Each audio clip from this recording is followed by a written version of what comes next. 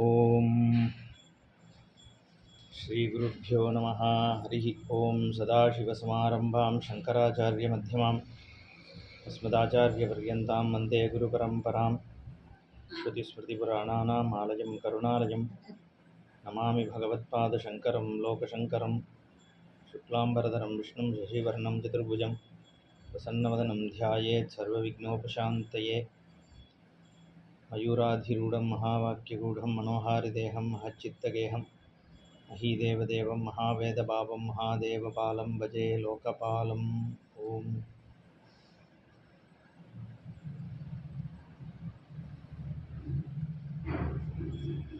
சுப்பிரமணியர் 6 குழந்தைகளாக அந்த தேஜஸிலிருந்து 6 குழந்தைகளாக மாறினார். கிருத்திகா தேவதைகள் முருகனுக்கு சேவை பண்ணிட்டு வரா. அதனால் அந்த 6 குழந்தைகளும் கிருத்திகா நட்சத்திர தேவதைகளோடு விளையாடின்னு இருக்கு. ஒவ்வொரு குழந்தை ஒவ்வொரு மாதிரியாக விளையாடுறது அப்படிங்கிறதெல்லாம் பார்த்தோம். அதை பார்த்து மகாவிஷ்ணு முதலானவர்கள்லாம் ஆனந்தப்படுகிறார்கள். அதுக்கப்புறம் அந்த நவரத்னங்களிலிருந்து தோன்றிய சக்தி அம்சமாக, சிவசக்தி அம்சமாக இந்த 9 வீரர்களும் தோன்றினார்கள். வீரபாகு, வீரகேசரி, வீரமகேந்திரன், வீரமகேஸ்வரன், வீரபுரந்தரன், வீரராட்சசன், வீரமார்த்தாண்டன், வீராந்தகன், வீரதீரன் அப்படின்னு 9 வீரர்களும் தோன்றி அவர்களை பரமேஸ்வரன் நீங்கள்லாம் ஸ்கந்தனுடைய சேனாதிபதிகளாக, சேனைக்கு கீழே இருக்கக்கூடியவர்களாக இருக்க கடவுதுன்னு சங்கல்பிக்கிறார். அதுக்கப்புறம் பார்வதி பரமேஸ்வரால் குழந்தையை பார்க்கறதுக்காக வரா அப்படிங்கிறதோடு நிறுத்தியிருந்தோம்.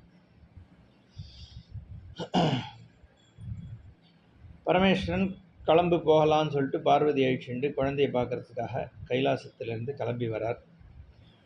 அவர் கூட கணங்கள், அப்சரசு முதலான ஸ்திரீகள் இவாளெல்லாம் கானம் பாடிண்டு வரா. ஒவ்வொருத்தர் அவாவாளுடைய வாகனத்தோடு கிளம்பி வராலாம். சூரிய சந்திரால் வெண்குடை பிடிச்சுண்டு வரா பார்வதி பரமேஸ்வராளுக்கு. அங்கேருந்து பேரி முதலான வாத்தியங்கள் முழங்க பரமேஸ்வரன் குழந்தையை இருக்கிற இடத்துக்கு வரார், கங்கை கரைக்கு. அப்போது அங்கே முருகனும் அந்த 6 உருவமாக பிரிஞ்சிருக்கார். எல்லா குழந்தைகளும் அப்பா அம்மாவை பார்க்குறதுக்காக ரொம்ப ஆவலாக தாமரையிலேருந்து தவழ்ந்து வருதான். அவளுக்கு பணிவிட செஞ்சுட்டு இருக்க கிருத்திகா நட்சத்திரங்கள் அவள்லாமும் அங்கே வரா ஈஸ்வரனை பார்க்குறதுக்காக. அப்போது பரமேஸ்வரன் நினைக்கிறாராம், மற்றவாளுக்கெல்லாம் 2 கண்ணு தான் இருக்குது, இன்றைக்கி தான் எனக்கு 3 கண் இருக்கிறதுக்கான பாக்கியத்தை நான் அனுபவிக்கிறேன் அப்படின்னு ஸ்காந்தம் சொல்கிறது. இந்த 3வது கண்ணு கிடச்சதுனால தான் மற்றவாளுக்கு இருக்கிற ஆனந்தத்தை விட எனக்கு அதிக ஆனந்தம் கிடச்சிருக்கு இந்த முருகனை பார்க்கறதுனால அப்படின்னு முதல் தடவையாக அவர் சொல்கிறார் அப்படின்னு சொல்கிறார். அப்போது அம்பாளை பார்த்து சொல்கிறாளாம், இந்த பார், நம்ம 6 ரூபங்களாக இருக்கிற இந்த குழந்தைய பாரு, எப்படி அவளுடைய நடத்தைகள் இருக்குது அப்படின்னு ஆனந்தப்படுத்தி சொல்கிறார். ஆஹஸ்ம சாதரம் தேவி ஆர்யே பஷ்ய மனோரமம், மனசை ரமிக்க வைக்கக்கூடிய இந்த 6 ரூபங்களை நீ பார் அப்படின்னு. ஆத்மஜம் பகுதாசீனம் சரோஜேஷு ஆசனேஷு அமும், நம்மளுடைய குழந்தை எப்படி அந்த சரோஜத்தில் தாமரைகளில் நிமிர்ந்து உட்கார்ந்துட்டு இருக்கக்கூடிய அந்த அழகை பாருன்னு அம்பாளை பார்த்து சொல்ல, அனேன வீரஸ் சூத்சு அகம் ஜெகதாம் ஆர்த்திஹாரினா, இந்த மாதிரி உலகத்தினுடைய கஷ்டத்தை போக்கக்கூடியதாகிய குழந்தை இப்படி தவழ்ந்துட்டு இருக்கிறத பாருன்னு சொல்லி கேட்டவும் இதிவாதினி கௌரீஷே விஷாது உத்தீரியச்ச க்ஷணாத் ஆலிங்கிய தேவி தான் ஏதானு ஏகதா மூர்த்தி. அதை கேட்ட மாத்திரத்தில் அம்பாள் இறங்கி ரிஷபத்திலேருந்து இறங்கி ஓடி போய் குழந்தையை தூக்கி ஆலிங்கனம் பண்ணிக்கிறாளாம். விஷாது உத்தீரிய, ரிஷபத்திலிருந்து இறங்கி ஆலிங்கிய தேவி தான் ஏதான் ஏகதா உச்சி முகர்றா ஒரு தடவை. அப்புறம் உடனே ஸ்தன்யம் பண்ணுறதுக்கு அம்பாள் கையில் கிண்ணத்தில் பால் கொடுக்குறான்னு இருக்கு. அம்பாள் வந்து நேரடியாக எந்த குழந்தைக்கு, அதனால தான் அபீத்த குஜாம்பான்னு பேர் அம்பாளுக்கு. வந்து உண்ணாமுலை அம்மன் உலகத்துக்கே தாயாராக இருந்தாலும் அந்த மாதிரியான தாயார் அப்படிங்கிறத சொல்கிறதுக்காக. அதனால் அங்கே மாணிக்க வாசகர் கொடுக்கும் பொழுதும் இவர் ஞானசம்பந்தர் கொடுக்கும் பொழுதும் கிண்ணத்தில் கொடுத்தான்னு தான் இருக்குது. இங்கே சுப்பிரமணியருக்கே வந்து கிண்ணத்தில் கொடுத்தான்னு தான் இங்கே சொல்கிறது. ஸ்தனாந்தரே கிருத்வா சகார ஏகம் ஷடபி யமூன் த்விபாதம் துவாதசபுஜம் ஷட்வக்திரம் திரிஷடீக்ஷணம். 2 கால்கள், 12 புஜம், 6 முகங்கள், அற்புதமான பார்வையோடு இருக்கக்கூடிய அந்த குழந்தையை எடுத்து அம்பாள் வந்து அணைச்சிக்கிறார். அப்போது அந்த மாதிரி பால் கொடுக்கும் பொழுது கொஞ்சம் வந்து சிந்திடுதான் அந்த பால். அதை வந்து மீன்களாக இருக்கக்கூடிய ரிஷிபுத்திரர்கள் பருகி சாப விமோச்சனத்தை அடையிறாளாம். ஏன்னா அதுக்கு அந்த சாபத்தை பற்றி வேறு இடத்துல வருது பின்னாடி. பராசரர் வந்து அந்த ரிஷிபுத்திரர்கள் செய்கிற இது பிடிக்காமல் அவளுக்கு சாபம் கொடுத்தா, அந்த சாபத்தினால இந்த மீனாக போகிறது அப்படிங்கிற சாபம். அது வந்து அம்பாளினுடைய ஸ்தனத்துலேருந்து வரக்கூடிய பாலை வாங்கிறதுனால அது சாப விமோச்சனம் அடையும் அப்படிங்கிற மாதிரி அந்த சாபம் இருக்கிறதுனால இந்த அந்த குழந்தைக்கு கொடுக்கும்பொழுது அந்த மீன் உருவம் கொண்ட ரிஷிபுத்திரர்கள் அதை குடித்து அவளும் வந்து தன்னோட சாப விமோச்சனத்தை அடைஞ்சா அப்படின்னு இங்கே சொல்லப்படுறது. அதுக்கப்புறம் ரிஷபத்தில் ஏறி குழந்தைய எடுத்துன்னு போயிட்டாலாம் கைலாசத்துக்கு அங்கேருந்து. அப்போ துந்துபி முதலான வாத்தியங்கள் முழங்கிறது, புஷ்ப வருஷ பிழியறது, பரமேஸ்வரனும் மடியில் இந்த அம்பாளும் பரமேஸ்வரனும் ரிஷபவாகனத்தில் முருகனை நடுவில் வச்சு அழிச்சின்னு போகிறா. அதுதான் வந்து சோமாஸ்கந்த மூர்த்தியாக 2 இடத்துல அந்த சோமாஸ்கந்தரா எப்படி காட்சி கொடுக்குறார் அப்படிங்கிறது இங்கே சொல்லப்படுறது. அதுக்கப்புறம் கிருத்திகா நட்சத்திரங்களுக்கு வரம் கொடுக்குறார் சுவாமி. நீ இந்த மாதிரி குழந்தைகளை வந்து நீங்கள் 6 பேரும் பாலிச்சிண்டு வந்ததுனால அவன் கார்த்திகேயன் என்பதாக உங்களோட நாமம் உலகம் உள்ள அளவும் இருக்கிற மாதிரியாக வழங்கும் அப்படின்னு அவளுக்கு வந்து அனுகிரகம் பண்ணிட்டு சுவாமி அங்கேருந்து அந்தர்தனம் ஆயிடுறார் முருகன் அழிச்சுண்டு.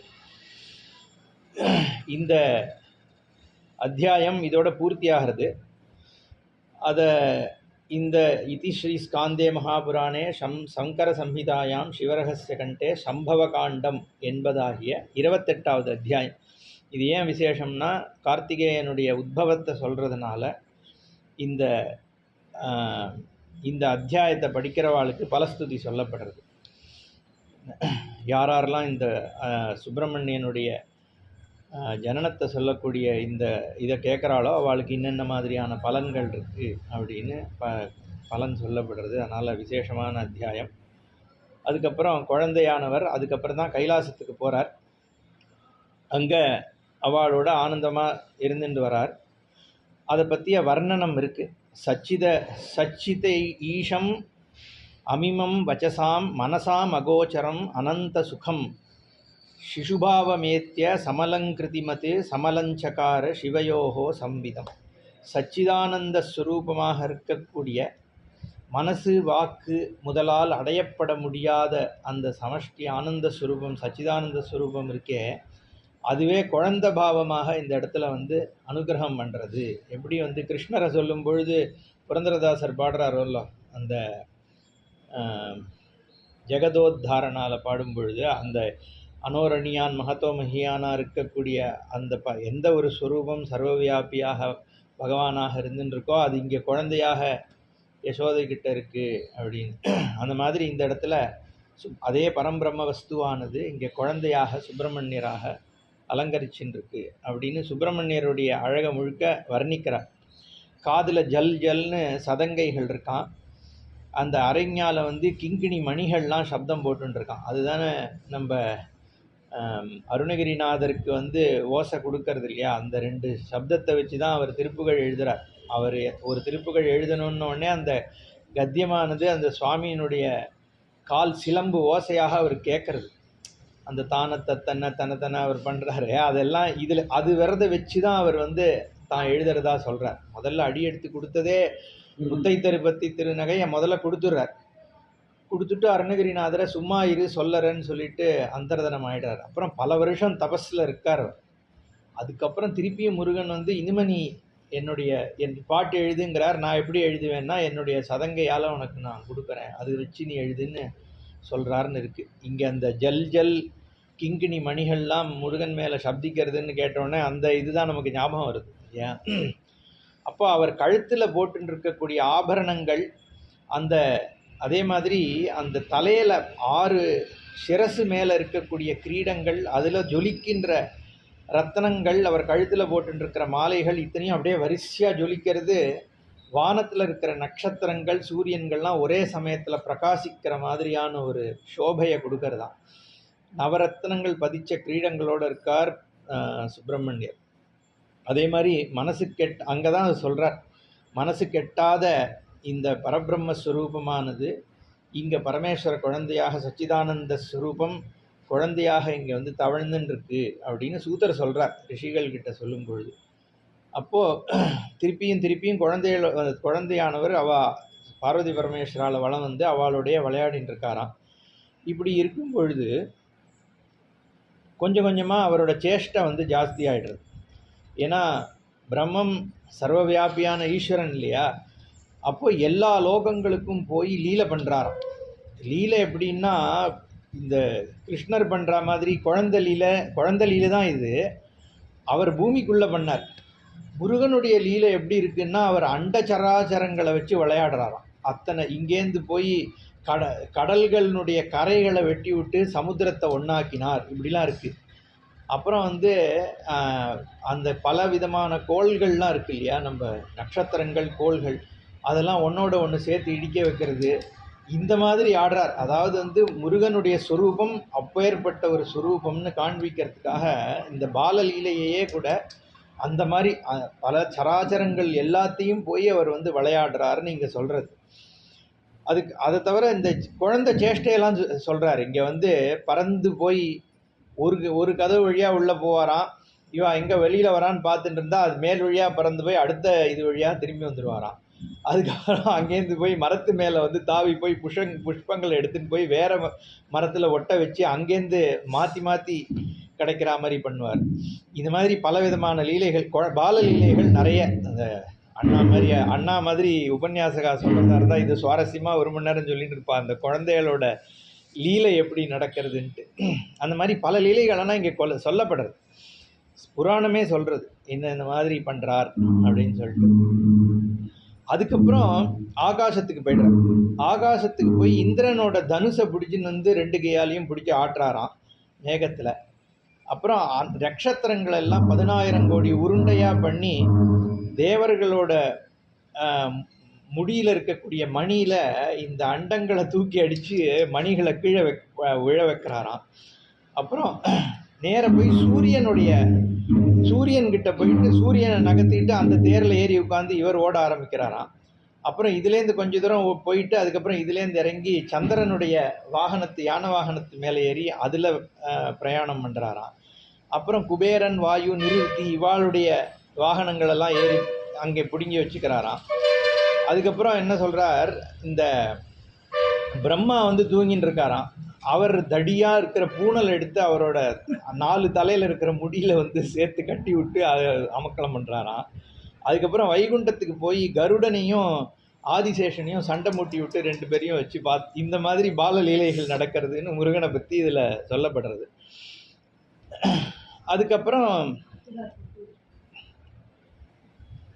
பலவிதமான வாகனங்கள் மேலே பிரயாணம் பண்ணுறார். ஏகப்பட்ட வாகனங்கள் இங்கே சொல்லப்படுறது. மான், சரபராஜன், புலி, ஹம்சபக்ஷி, இது எல்லாத்து மேலேயும் சவாரி பண்ணுறார் குழந்தையாக இருக்கும் பொழுது. அதே மாதிரி கையில் வீணையை எடுத்து வாசிக்கிறாராம். விசித்திரமான கிங்கிணி சப்தங்கள் இருக்கக்கூடிய பெரிய பெரிய குதிரைகள், ஆட்டுக்கடா இது மேலெல்லாம் ஏறி ராஜகுமாரன் மாதிரி அந்த தேவலோகங்களில் சஞ்சாரம் பண்ணுறார். அப்படியெல்லாம் பண்ணிட்டு இருக்கும் பொழுது அதுக்கப்புறம் கொஞ்சம் கொஞ்சமாக வித்தியை கற்றுக்க ஆரம்பிக்கிறார்னு இருக்குது. பிராமண குழந்தைகளோடு சேர்ந்து இவரும் வேதங்கள்லாம் கற்றுக்கிறார். பாஷைகளில் வந்து தமிழ் கற்றுக்கிறாருன்னே அதில் இருக்குது. கிரந்த பாஷை, சமஸ்கிருத பாஷை, வேதம், இதோடு கூட திராவிட பாஷையும் சேர்த்து கற்றுக்கிறார். முருகன் வந்து தமிழ் படிக்கிறாருன்னு இதில் சொல்லப்படுறது. 33 தேவர்கள், அஷ்டவசுக்கள், இவா எல்லாம் வந்து போய் முருகனோட விளையாட்டை இப்படியெல்லாம் பண்ணுறார். அந்த இந்த கிரகங்கள், இந்த கோள்கள் எல்லாத்தையும் சேர்த்து ஒன்றோட ஒன்று கட்டி போடுறாருலாம் சொன்ன உடனே இவாள்லாம் போய் தேவேந்திரன்ட்ட போய் முறையிடுறா.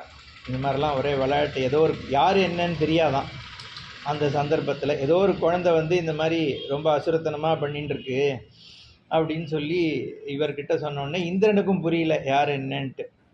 இந்திரனும் வந்து இந்த குழந்தை ஏதோ ராட்சச குழந்தை போல இருக்குன்னு சண்டைக்கு வந்துடுறான் அந்த குழந்தைகிட்ட. அதுக்கப்புறம் இந்திரன் வந்து அம்பு விடுறது, இதை அம்பு விட மாலையா மாறி மாறி விழுதான் குழந்தை மேலே வந்து.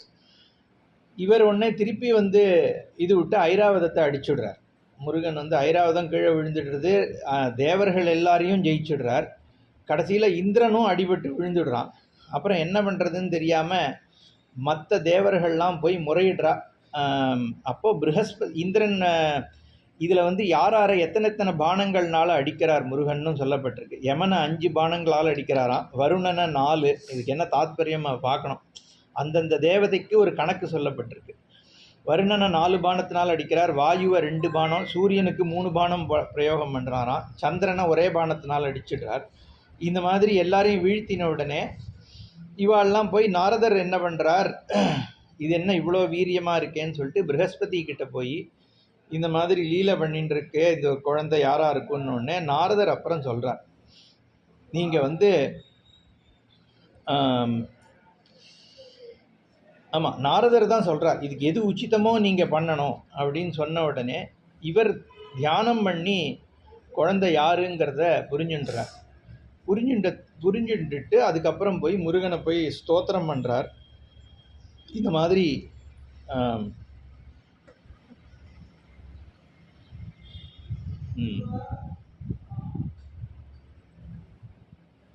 ஸ்தோத்திரம் வேணால் பார்க்கலாம் ஒரு நிமிஷம்.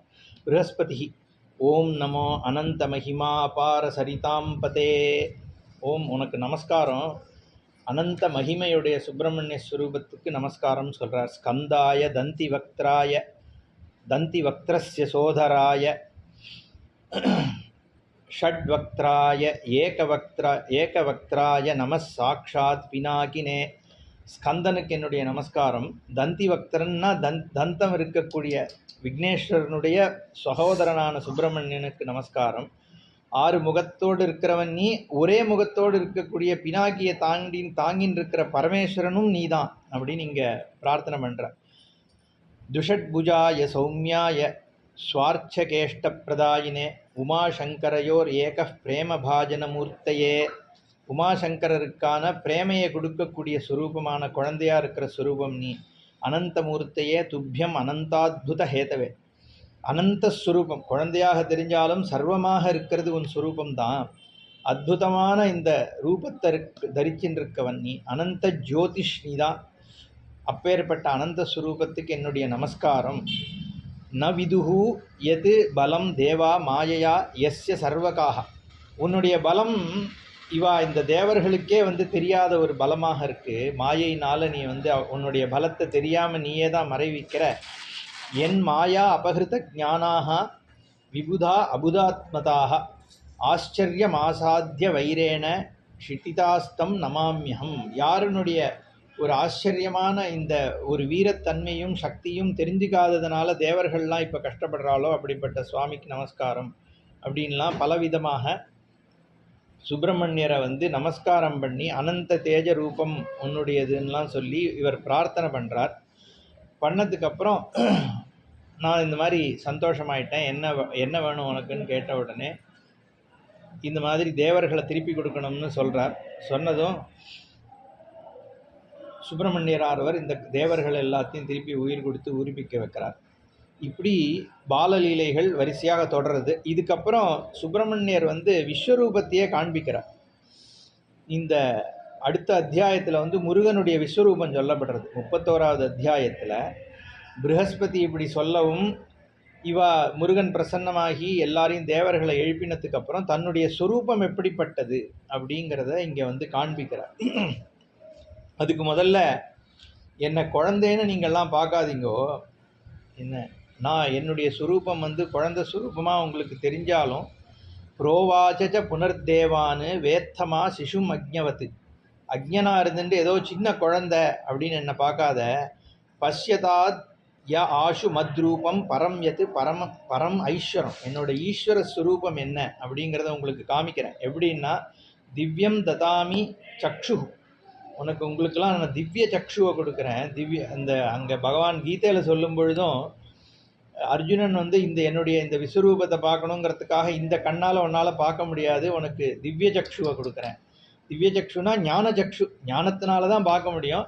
அது புராணத்தில் சொல்லும் பொழுது திவ்யமான கண்களை உனக்கு கொடுக்குறேன் அப்படின்னு சொல்லி மத்ரூப ஆலோகன க்ஷமம், என்னுடைய ரூபத்தை பார்க்கறதுக்கான சக்தி இருக்கக்கூடியதாகிய கண்களை உனக்கு கொடுக்குறேன், உங்கள் எல்லாருக்கும் கொடுக்குறேன். இது யுக்துவா தர்ஷயத்து தேபியா விஸ்வரூபம் ஜெகத்குரு. உலகத்துக்கே குருவான சுப்பிரமணியனானவர் தன்னுடைய விஸ்வரூபத்தை அங்கே காண்பிக்கிறார்.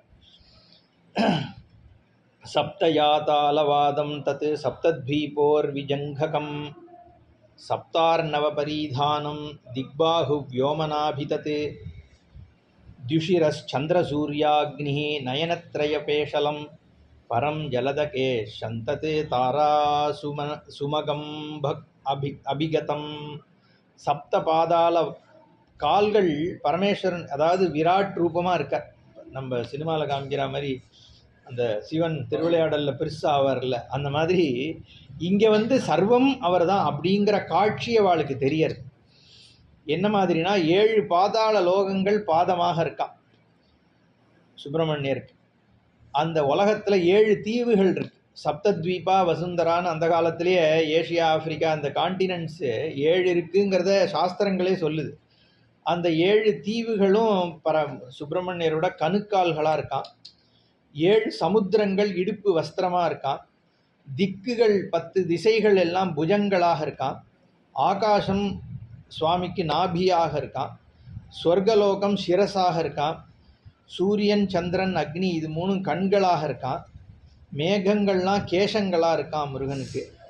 நட்சத்திரங்கள் கேசத்தில் இருக்கிற புஷ்பங்களாக இருக்கான். பரமேஸ்வரன் ஆத்மவஸ்துவாக இருக்கார் முருகனுக்கு. பராசக்தி சுவாமியினுடைய புத்தியாக இருக்காளாம். விஷ்ணு முருகனுக்கு இடது பாகமாக இருக்கார். பிரம்மா வலது பாகமாக இருக்கார். சரஸ்வதி வாக்கா இருக்காளாம் முருகனுக்கு. அப்புறம் மகாலட்சுமி அவருடைய சம்பத் தனங்கள் எல்லாம் அம்பாளாக இருக்கா. 10 வாயுக்கள் இருக்கே, பிராண அபான வியான உதான சமான நாக கூர்ம கிருகர தேவதத்த தனஞ்சயன்னு 10 விதமான வாயு அவருக்கு மூச்சாக இருக்கு. காலாக்னி ருத்ரன் அவருக்கு கோபஸ்வரூபமாக இருக்காராம் முருகனுக்கு. அப்புறம் அக்னி தேவனே ஜாட்டராக்னியாக, ஜாட்டராக்னினா வயத்தில் இருக்க ஜீர்ணம் பண்ணக்கூடிய அக்னிகளுக்கு ஜாட்டராக்னின்னு பேர். அப்புறம் அவருடைய காலில் அனந்தன் முதலான பெரிய பெரிய நாகங்கள்லாம் அவருடைய கால் அணியாக இருக்குது, தண்டையாக இருக்குது. அதே மாதிரி உலகத்தில் இருக்கிற செடி கொடிகள் அத்தனை ஓஷதிகள் எல்லாம் அவருடைய ரோமங்களாக இருக்கான். அநேக கோடி அண்டங்கள் அந்த ரோமங்களில் பேன் ஈறு மாதிரி தொங்கின்னு இருக்கான். அந்த தேவர்கள் அதை பார்க்குற அந்த ரூபத்தில் வரும்பொழுது அண்டங்கள் எல்லாம் சுவாமியினுடைய உடம்புல இருக்கிற ஒரு சின்ன சின்ன அணுக்களாக இருக்குது. அப்பேற்பட்ட ஒரு சொரூபம் அங்கே தெரியறதுன்னு சொல்கிறான். அதனுடைய பிரகாசம் கோடி சூரியன்களுக்கு சமமாக இருக்கான். கோடி சூரிய பிரகாசம் கோட்டி காலாக்னி தேஜஸ்கம் பரமம் ரூபம் அத்புதம் தற்கோட்டி சூரிய சங்காசம் கோட்டி சீதாம்சு சீதலம். கோட்டி சூரிய பிரகாசத்தோடு இருக்கக்கூடிய தன்மையாக ஜொலிக்கிறார். அந்த அற்புதமான ரூபத்தை, எல்லையில்லாத மகிமையை சுப்பிரமணியர் காண்பிச்சார். அந்த விஸ்வரூப தேஜஸ்ஸு அத்தனை கோடிக்கணக்கான சூரியன்களுடைய தேஜஸை பார்த்தா தேவர்களுடைய கண்ணு குருடாயிடுதான், பார்க்க முடியலையாம் திருப்பி. இப்படிப்பட்ட ஒரு தேஜஸை பார்க்க முடியாமல் போயிடுதே, கண்ணு குருடாகிறதுன்னு சொன்ன உடனே திருப்பியும் அனுகிரகம் பண்ணி அதுக்கு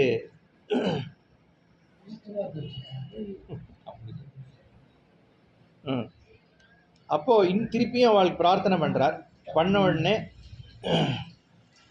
ஆச்சரியமான இந்த ரூபத்தை முழுசா பார்க்க முடியல. ஏன்னா இந்த இதனுடைய ஒரு சக்தி மகா பிரபாவத்தோடு இருக்கு. இதுக்கு தகுதியான அளவுக்கு எங்கள் கண்களை பண்ணி கொடுக்கணும்னு திருப்பி கேட்குறா. அது கேட்டதுக்கப்புறம் சுவாமி அதை குறைச்சி கொடுத்தனோடனே முருகனுடைய 1000ல் ஒரு ரூபத்தை தான் 1000ல் ஒரு பாகமாக இருக்கக்கூடிய ரூபத்தை தான் இவாளால் பார்க்க முடிஞ்சுது அப்படின்னு சொல்கிறார் சூத்தர். ஏன்னா இன்னைக்கு இது முழுக்கவே சுப்பிரமணியர் யுத்தம் ஆரம்பிக்கிறதுக்கு முன்னாடி முருகனுடைய தன்மையை இப்போ தானே குழந்தையா வந்திருக்கார், அதனால் அடுத்த அத்தியாயங்கள் முழுக்க முருகனுடைய அந்த சமஷ்டி தன்மையை விவரிக்கிறதாக இருக்குது அடுத்த அத்தியாயங்கள். அதை நம்ம ஸ்கிப் பண்ணிட்டு போக முடியாது, ஏன்னா சுவாமியை பற்றி தெரிஞ்சுக்கிற இடம் இதுதான் இல்லையா. அதனால் திருப்பி திருப்பி இதுதான் வருது. அடுத்தது விபூதிகள்லாம் சொல்லு, முருகனுடைய விபூதியை நான் எங்கெங்கெல்லாம் பார்க்கலாம் அப்படின்னு கேள்வி கேட்குறான். சுவாமியே சொல்கிறார், பரமேஸ்வரனே பார்வதி கேட்குறா, நம்ம குழந்தையோட விபூதி அடுத்ததாக அதான் வரப்போகிறது, எதெல்லாம் நான் முருகனை பார்க்கணும்னு கேட்க அதுக்கு சுவாமியே சொல்கிறார் முருகனோட மகிமையை அப்படின்லாம் வருது பின்னாடி. அப்போது இங்கே இந்த ஸ்லோகம் ஆரம்பிக்கிறது, பீதாக பிரணம்யாஸ்மை உபஜக்ருஹு ஸ்துதீர் முதா. ஸ்தோத்திரம் பண்ணுறாலாம், திருப்பி திருப்பி நமஸ்காரம் பண்ணி தேவர்கள்லாம் வேத வேதாந்த சம்பூத்தியைஹி வாக்பிர் வாச்சா மதீஸ்வரம். வாக்குக்கும் மனசுக்கும் அப்பாற்பட்ட வேத வேதாந்தங்களில் சொல்லப்பட்ட இந்த ஸ்வரூபமாக இருக்க நீ நமஸ்காரம் பண்ணுறார். அப்ரீணயன் பிரியம் சம்போஹோ ஆனந்த கனமத்புதம். தேவாக யதோ ஜாத்தானி விஸ்வானி புவனானி எதந்தரா. உலகங்கள் எல்லாம் யாரிலிருந்து தோன்றியிருக்கோ, இந்த புவனங்கள் யாருக்கு உள்ளே அடங்கியிருக்கோ, உலகங்களுக்கு உட்பட்டு யார் இருக்கானோ, ஏன ஜாத்தானி ஜீவந்தி உயிரினங்கள்லாம் எதிலிருந்து உற்பத்தி ஆறுதோ, எத் பிரயந்தி அபிஷம்பிஷந்தி உயிரினங்கள் உயிரை விட்டதுக்கப்புறம் எங்கே போய் லயத்தை அடையிறதோ, தத் பிரம்ம பரம் சாட்சாத்து சுப்பிரமணியம் உபாஸ்மஹே. அந்த பரபிரம்மமாகிய சுப்பிரமணியனை நாங்கள்லாம் உபாசிக்கிறோம்னு வேண்டா. என் மாயா மோகித ஆத்மனஹா எஸ் சித்ரூபம் பராத்பரம் அஜ்ஞாத்வா அஜ்ஞம் ஜடம் கர்த்திரு பிரவதந்தி நதாஸ்மிதம். ஸ்வரூபம் மட்டும் முருகன் இல்லையா, அந்த மாயை இருக்கே, எந்த மாயையினால் உலகம் மோகிக்கப்பட்டு இந்த ரூபத்தை தெரியாமல் இருக்கோ, பராத்பர ரூபத்தை, அந்த மாயையும் நீதான் சொல்கிறான். அந்த மாயை, அந்த அஜ்ஞாத்வா அஜ்ஞம் ஜடம் கர்த்திரு பிரவதந்தி நதாஸ்மியாகம் தம், அந்த மாயையும் நான் நமஸ்கரிக்கிறேன் உன்னுடைய ரூபமாக. த்ரயீமயோ எஸ் சவிதுஹு வரேண்யா மண்டலே ஸ்திதா. தத் சவிதுர் வரேண்யம்னு காயத்ரியை இங்கே அப்படி த்ரயீமயா யஹா சவிதுஹு வரேண்யா மண்டலே ஸ்திதா. சூரியனாக இந்த மண்டலத்தில் இருக்கக்கூடிய ஹிரண்யஸ்ம அஸ்ருராகேஷம் ஆனகாக்ரம் ஹிரண்மய வினித்ர புண்டரீகாட்ச யுகலஹ ஜெகதாம்பதி தம் து மான் அனன்ய சரணஹ பிரபன்னாது சரணம் குஹம். அந்த குஹனாகிய எந்த குஹனானவனால் எல்லாம் வியாபிக்கப்பட்டிருக்கோ, வேதஸ்வரூபமாகவும் சிரேஷ்டமாகவும் இருக்கக்கூடிய சூரிய மண்டல மத்தியவர்த்தியாக இருக்கக்கூடிய அந்த நம்ம காயத்ரி என்ன பிரார்த்திக்கிறது, சவிதுஹு வரேண்யம், அந்த சூரியனாகிய வரேண்யராக இருக்கக்கூடிய சுரூபம் இருக்கே, பிரம்மஸ்வரூபம், பர்கஹா தேவஸ்ய தீமஹி, அதை நான் தியானம் பண்ணுறேன். ஏன்னா நகா தியஹா பிரச்சோதயா, எங்களுடைய புத்தியை அது பிரகாசம் பண்ணட்டும்.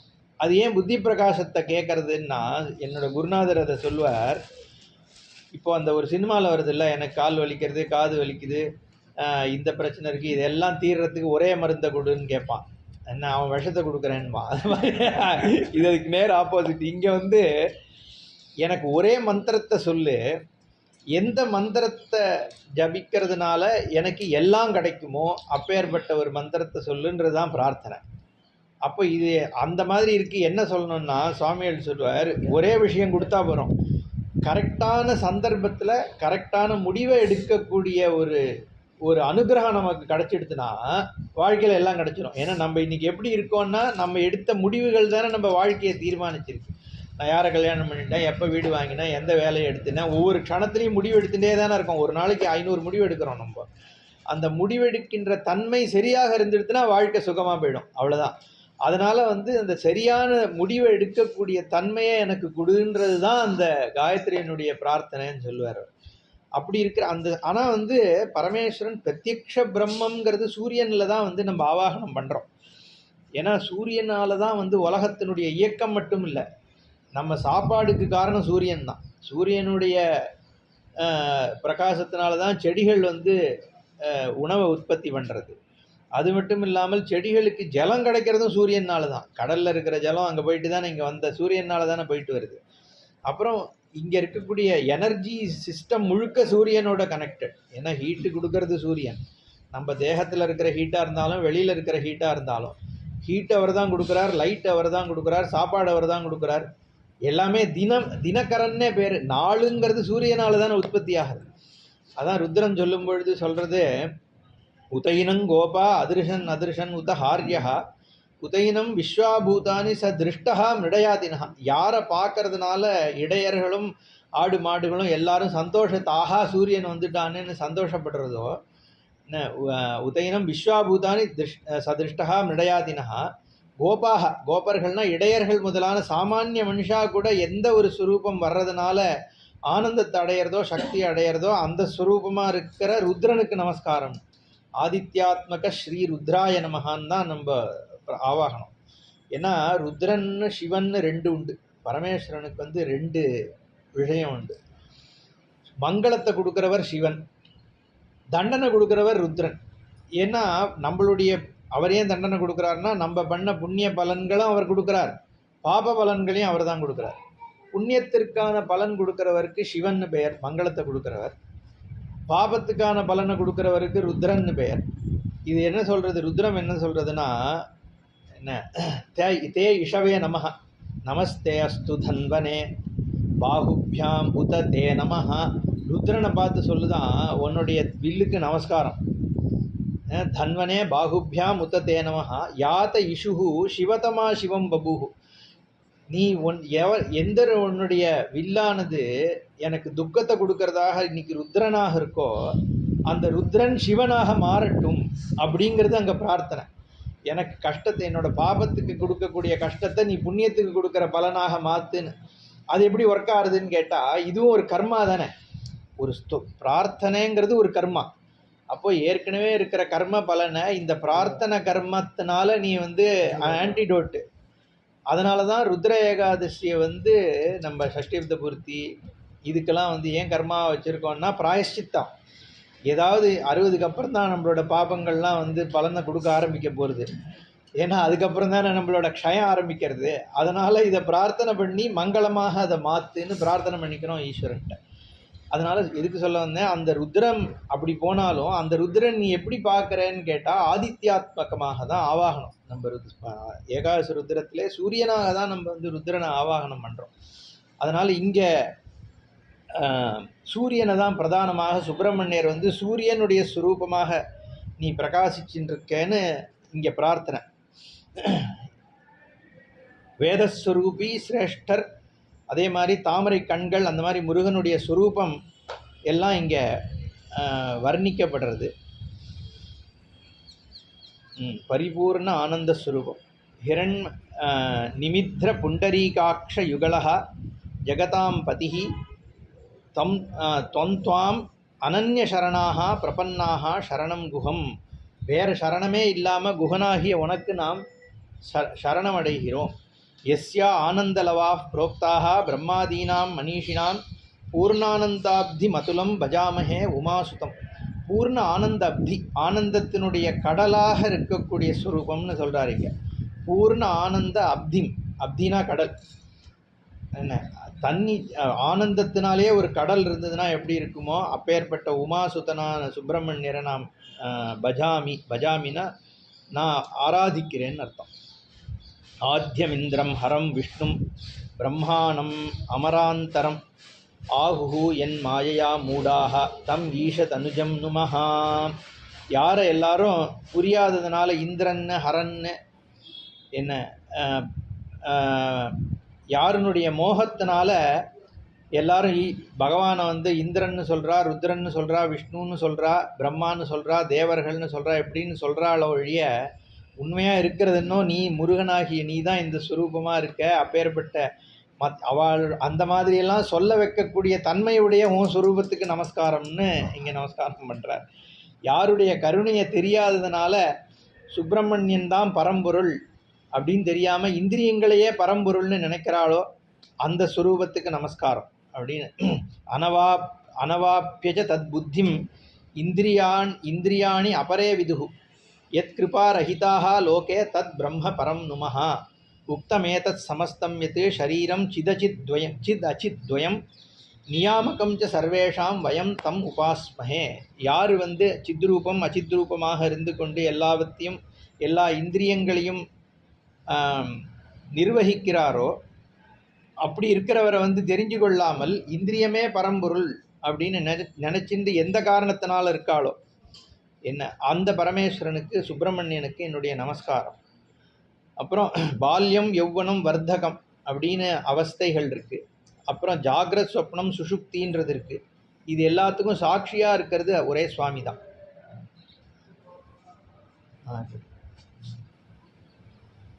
அறிவு புரிஞ்சுடுறேன்.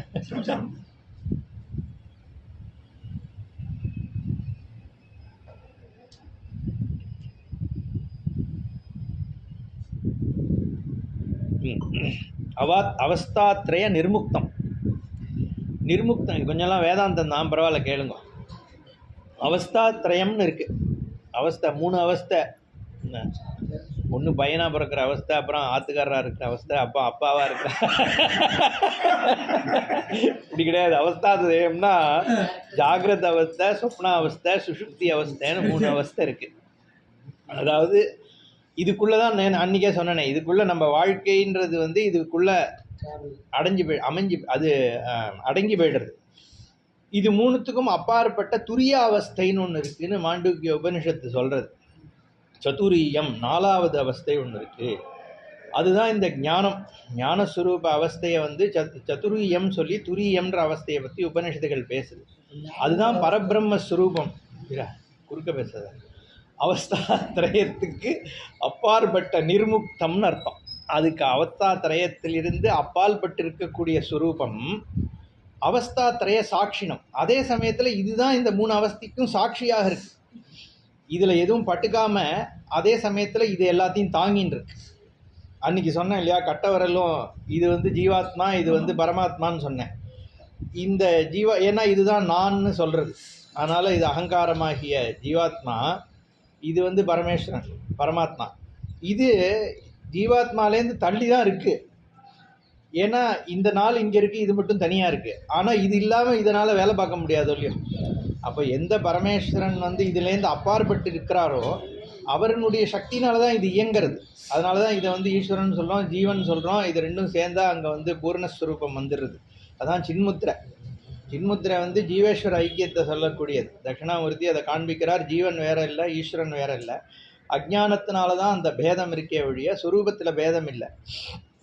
அப்போது எந்த ஸ்வரூபமானது இந்த 3 அவஸ்தைக்கும் காரணமாக இருக்கோ, ஆனால் அது இதுலேருந்து அப்பாற்பட்டு இருக்கு. அதுதான் என் குருநாதர் சொல்லுவார், பானை களிமண் தான், ஆனால் களிமண் பானை இல்லை. ஏன்னா களிமண் பானையாக இல்லாமையும் இருக்குது. ஆனால் பானை களிமண்ணாக இல்லாமல் இருக்கவே முடியாது. அந்த சொர்ணம் இப்போ வளையல் தங்கம் தான், ஆனால் தங்கம் வளையல் இல்லையே. இப்போ வளையல் எனக்கு இப்போ போய் விற்கிறேன், இது எத்தனை கிராமு, தங்கத்தினுடைய வெயிட்டுக்கு தானே காசு கொடுக்க போகிறான். வளையலோட வெயிட்டுக்கு தனியாக காசு கொடுத்தா முதல்ல வெயிட்டை காமிக்கணும் இல்லையா. வளையலுக்குன்னு தனியாக வெயிட்டு சொல்ல முடியாது நம்மளால். அப்போ சொரூபம் எதுன்னு கேட்டால் இதுதான். அப்போது இந்த தங்கம் வளையல் இல்லை, ஆனால் வளையல் தங்கம் தான். அந்த மாதிரி இந்த ஜெகத்து பிரம்மன் தான், ஆனால் பிரம்மன் இந்த ஜெகத் கிடையாது. அதனால தான் இங்கே என்ன சொல்கிறார், அவஸ்தாத்திரய சாட்சி, ஆனால் அவஸ்தாத்திரய நிர்முக்தம், அவஸ்தாத்திரயத்திற்கு அப்பாற்பட்டது அப்படின்னு.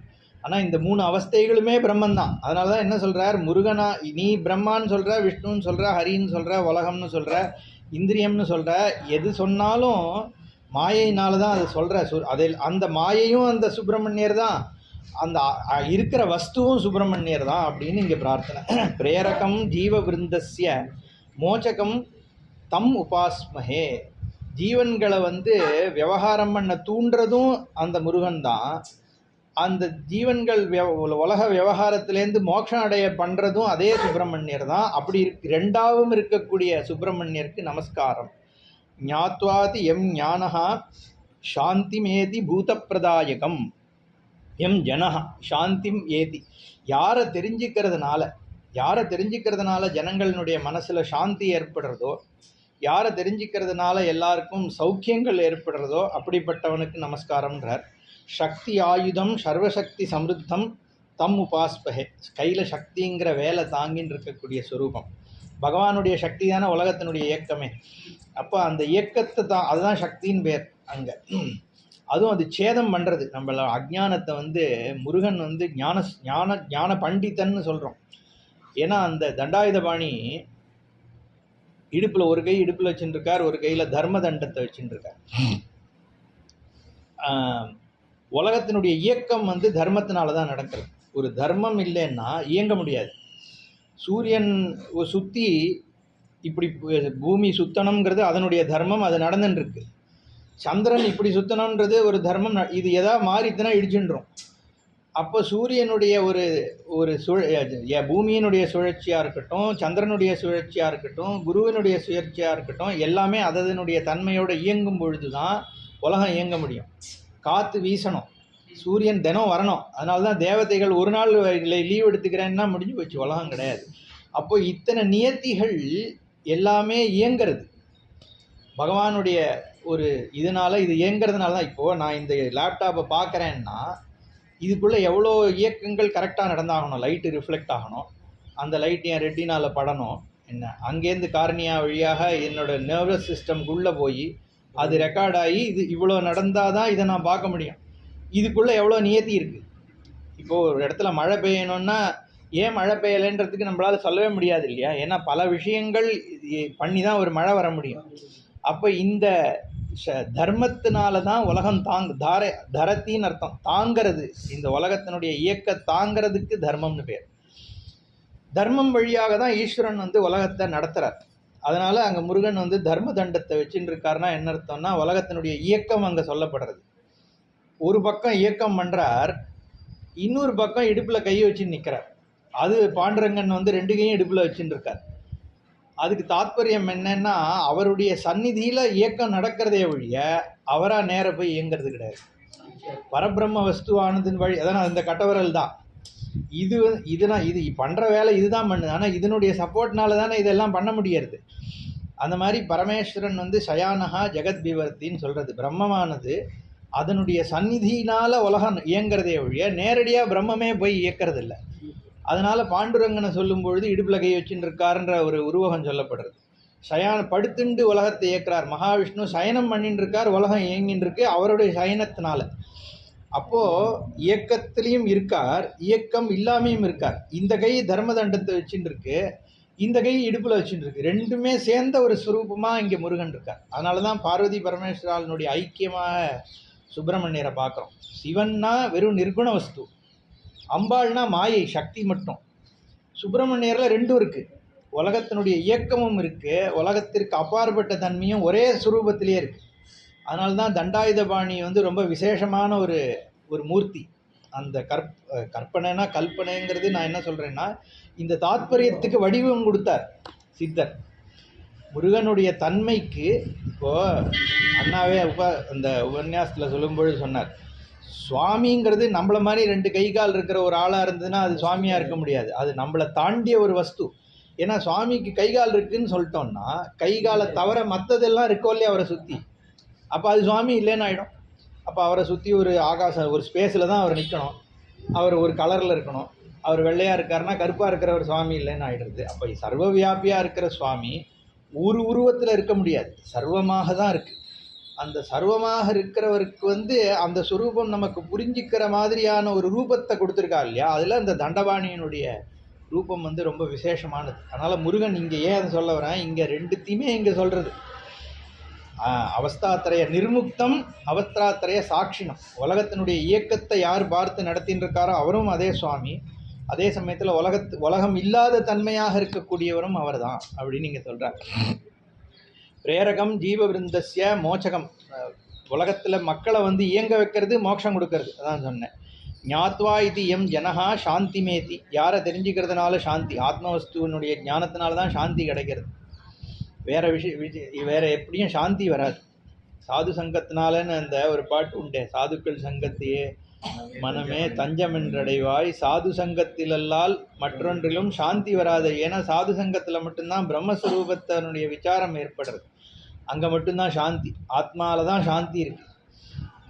ஏன்னா அதனால தான் இந்த ஜீவன் என்ன இருக்குது இன்றைக்கி ஒரே தாத்பரியமாக போயின்னு இருக்கு. ஜீவன் வந்து அல்லாடின்னு இருக்கு. ஒரு ஏதோ ஒன்றுத்த போய் கிடைக்கணும்ன்ட்டு. எப்படி ஒரு நதி மலையிலேருந்து கிளம்பினதுக்கு அப்புறம் சமுத்திரத்தை போய் அடையிற வரைக்கும் அடிச்சு பிடிச்சி ஓடின்னு இருக்கோ, அந்த மாதிரி இந்த சாந்தியை தேடி ஓடுறது எல்லா ஜீவாத்மாக்களும். அந்த சாந்தி எங்கே போய் கிடைக்கிறதுனா ஆனந்த சமுத்திரமாக இருக்கக்கூடிய பரம்பிரம்மத்தில் தான் போய் கிடைக்கிறது. அதனால் இந்த இடத்துல சாந்தி கொடுக்கறது நீ தான். ஞாத்வா எம் ஜனஹா சாந்தி மேத்தி. எந்த ஸ்வரூபத்தை தெரிஞ்சுக்கிறதுனால ஜனங்கள்லாம் சாந்தி அடையிறாளோ அந்த ஸ்வரூபம் நீ தான் அப்படின்னு சொல்கிறார். சக்தியாயுதம் சர்வசக்தி சமிருத்தம் தம் உபாஸ்மஹே சர்வம் அந்யத் பரித்தெஜ்ய சிவாத் விப்ரஹா சிவங்கராத் தியாத்வா என் முக்திமாப்னோதி துவாம் பிரம்ம சமுபாஸ்மஹே. யாரை தியானம் பண்ணுறதுனால முக்தியை எல்லாரும் அடையிறாளோ அப்பேற்பட்ட ஸ்வரூபத்தை நான் உபாசிக்கிறேங்கிறார். சர்மவன் மனுஜோ வியோம வேஷ்டயேத் யதி பாகுனா சிவம் யம் துவாம் அவிஜ்ஞாய துக்காந்தம் யாதி தனுமஹ त्वयि दृष्टे जगन्नाथ सुब्रह्मण्य परापरे भिन्ना स्यात् हृदय ग्रंथि चिन्नाः स्युः सर्वसंशयाः. வேதத்தில் இருக்கிற வாக்கியம் இதெல்லாம். சித்தியந்தே ஹிருதய கிரந்தி வித்தியந்தே சர்வசம்சயா தஸ்மின் திருஷ்டே பராவரேன்னு ஒரு வாக்கியம் இருக்கு. எந்த ஸ்வரூபத்தினுடைய ஞானம் ஏற்படுறதுனால ஹிருதயத்தில் இருக்கக்கூடிய சந்தேகங்கள் விருப்பங்கள் எல்லாம் அருந்து போகிறதோ அப்பேற்பட்ட ஸ்வரூபம்னு பிரம்மத்தை சொல்றது. அப்போ அந்த ஸ்வரூபம் நீதான்னு இங்க இந்த ஸ்தோத்திரம் பண்றார். உன்னை தெரிஞ்சுக்கிறதுனால என்ன ஹிருதயத்தில் இருக்கக்கூடிய கட்டுகள்லாம் அருந்து போகிறதாம். முருகனை தெரிஞ்சுக்கும் பொழுது அஜ்ஞானம்ங்கிற கட்டு, ஆசபாசங்கள்ன்ற கட்டு இதெல்லாம் அருந்து போய் முருகன்கிட்ட வந்து லயமடைகிறது.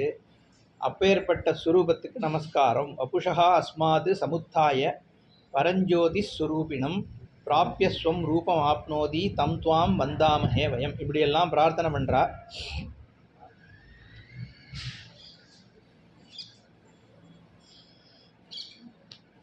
இது எப்போ பிரார்த்தனை பண்ணிட்டு இருக்கா? விஸ்வரூபத்தில் சுவாமி இருக்கும் பொழுது பண்ணிட்டு இருக்கா. புனர்விசந்தி சம்சாரே துவத் பக்தானாம் ந தேவப தஸ்மாத் துவமேவ சர்வேஷாம் சம்சாரார்ணவ தாரக. சம்சாரம்ங்கிற இந்த கடலை தாண்டறதுக்கு நீ தான் ஒரே தோணி அப்படின்னு சொல்கிறா. துவமேவ கதிஹி அஸ்மாகம். உன்னை விட்டால் எங்களுக்கு கதி இல்லை, நீ தான் எங்களுக்கு கதி. பரமம் விக்கிரகே துவதிருத்தே பரம் பிரம்ம பரந்தாம பரஞ்சோதி ச ஈஸ்வரः பரம் ரூபம் பராசாந்தி பராத் பரம் உபாஸ்மஹே. முடிவுக்கெல்லாம் முடிவான ஸ்வரூபத்தை நான் உபாசிக்கிறேன்னு சொல்லி ஸ்தோத்திரம் பண்ணவும் அப்புறம் விஸ்வரூபம் பார்த்தது போருன்னு சொல்லிட்டா. பீதா பவாம, ஏன்னா பயமாக இருக்கான். தே ரூபம் அதி உக்ரம், ரொம்ப உக்ரமாக இருக்குது. சுவாமியை அங்கேயும் கீதையிலையும் அப்படி தான் சொல்கிறான். அர்ஜுனன் என்ன சொல்கிறான்னா, இந்த போரும் நான் பார்த்த வரைக்கும் விஸ்வரூபம் நீ பழைய மாதிரி சதுர்புஜேன அதே மாதிரி ரூபத்தோடு திரும்பி வந்துரு, எனக்கு அந்த மங்களமான ரூபத்தை பார்க்கணும் அப்படின்னு அவன் சொல்கிறான். அதே மாதிரி இந்த இடத்துலையும் இவாள்லாம் சொல்கிறா, பழைய ரூபத்தை பார்க்கணும்னு எங்களுக்கு ஆசையாக இருக்குதுன்னு சொல்லிடுறா. அப்படி சொல்லிடுறா. இது ரொம்ப உக்ரமாக இருக்குது. திவாம்தா இவ சாவித்திரம் ஜெகதாம் ஆதிநாயக ததஸ்மாகம் யதா பூர்வம் அனுகிரக பரோபவ. எப்படி முன்னாடி எப்படி இருந்தியோ அதே மாதிரி ரூபத்தோட வா. சௌமியம் ஷட்வக்திரம் அதுலம் புஜத் துவாதச பூஷிதம் சம்பத் பிரதம் சதா சாட்சாத் அஸ்மாத்தம் அகிலேஸ்வர. சௌமியமான ஒரு ரூபம். எப்படின்னா 6 முகத்தோடையும் 12 கரங்களோடும் இருக்கக்கூடிய உன்னுடைய ஸ்வரூபம் இருக்கே, அதை காண்பிக்கணும்னு முருகனை கேட்கவும் அவர் வந்து காண்பிக்கிறார். அதுக்கப்புறம் பலஸ்துதி இருக்குது. இந்த இடத்த பார்த்தவாளுக்கு இந்த ஸ்தோத்திரத்தை யார் வந்து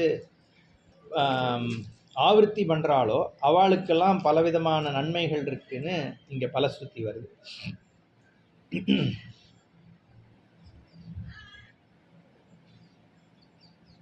சரி, அதுக்கப்புறம் இவா வந்த காரியத்துக்கு வந்துடுறா. ஏன்னா சூரபத்மன் இன்னும் இருந்து தானே இருக்கான். அதனால் இவா வந்து முருகன்கிட்ட வந்து இவா சொல்கிறா, நீங்கள் வந்து ராஜாவாக இருங்கோ, இந்திரன் வந்து சேனாதிபதியாகவே இருக்கட்டும், உங்களுக்கு கீழே நாங்கள்லாம் வந்து இந்த யுத்தத்தில் வந்து ஈடுபடுறோம் அப்படின்னு சொன்னோடனே முருகன் சொல்கிறார், வேண்டியதில்லை, நானே சேனை தலைவனாக இருந்து உங்களுக்கு யுத்தம் பண்ணுறேன், இந்திரன் இந்திரனாகவே இருக்கட்டும். அதனால் சூரபத்மனுடைய இதுக்கு காரியத்தை முடிக்கிறதுக்கு தான் வந்திருக்கேன் அப்படின்னு சொல்லி முருகன் வந்து கைலாசத்துக்கு புறப்படுறார் இவாளுக்கு அனுகிரகம் பண்ணிட்டு. கைலாசத்துக்கு போனதும் ஸ்கந்தனுக்கு வந்து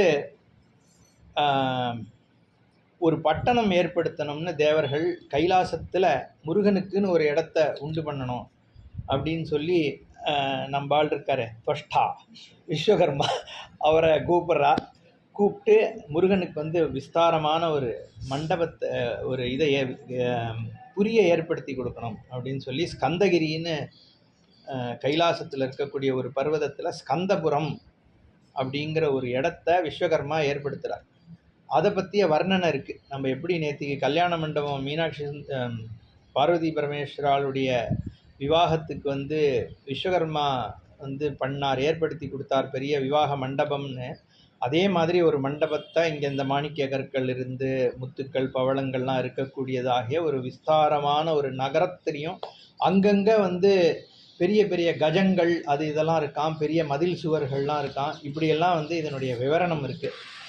அங்கே ஏற்படுத்தி அங்கே பெரிய சிம்ஹாசனத்தை ஏற்படுத்தி சுப்பிரமணியரை உட்கார வச்சு சேனாபதியாக பட்டாபிஷேகம் பண்ணுறா.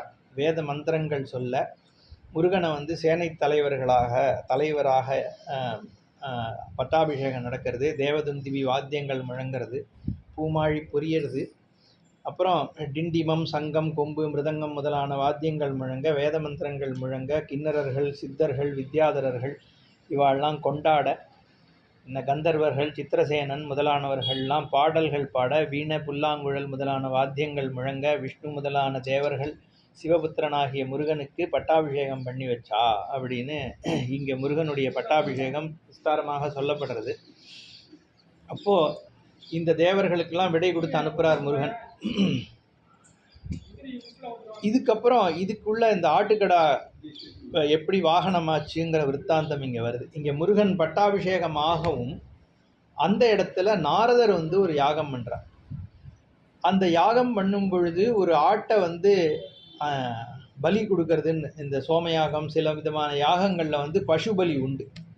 இப்போ நம்ம அந்த இவர் மோகன தீட்சிதர் இருக்காரு, அவர் அப்பா வந்து இப்போ என்ன பண்ணுறா, இந்த பிஷ்ட பசுன்னு ஒன்று பண்ணுறா. பிஷ்ட பசுன்னா என்னென்னா மாவுலேயே ஆட்டை பண்ணி அதை வப்பையாக வச்சு யாகம் பண்ணுறது.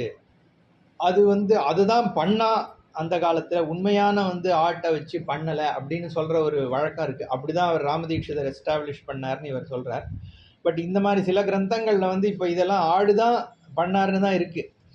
இவாளே அதுதான் அந்த கொன்னா பாவம் தின்னா போச்சு அந்த மாதிரிலாம் சொல்கிறா இல்லையா, அதுவே ஆக்சுவலி அது என்னவான்னா, இந்த ஆடு வப்பையை போய் எடுத்து பண்ணுறோம் இல்லையா, அப்போ ஒரு ஆடை கொல்ல வேண்டியிருக்கு. அந்த ஆட்டில் எவ்வளோ முடி இருக்கோ அத்தனை பிராமணாளுக்கு வந்து போஜனம் போடணும்னு சாஸ்திரம் சோமயாகம் பண்ணும் பொழுது. அப்போ இத்தனை பிராமணா சாப்பிட்டுட்டா நீ அந்த ஆட்டை கொன்ன பாவம் போகும்னு அர்த்தமா அதுக்கு என்ன? அவ்வளோ யாகம், அந்த ஒரு ஆட்டை கொல்றதுக்கு அத்தனை பிராயஷ்சித்தம் பண்ணணும்னு சாஸ்திரம் சொல்கிறது. இருந்தாலும் ஆனால் அக்னிக்கு வந்து நான் நேற்றுக்கே சொன்ன மாதிரி வாகனமாக இருக்கிறது வந்து ஆடு. அதனால தான் சொன்னேன், அந்த ஹோமாதி விஷயங்களில் வந்து வப்ப உபயோகம் ஆயிருக்குங்கிறது தான் இதுலேருந்து தெரிய வருது. அப்போது அதுக்காக அந்த ஆட்டை வந்து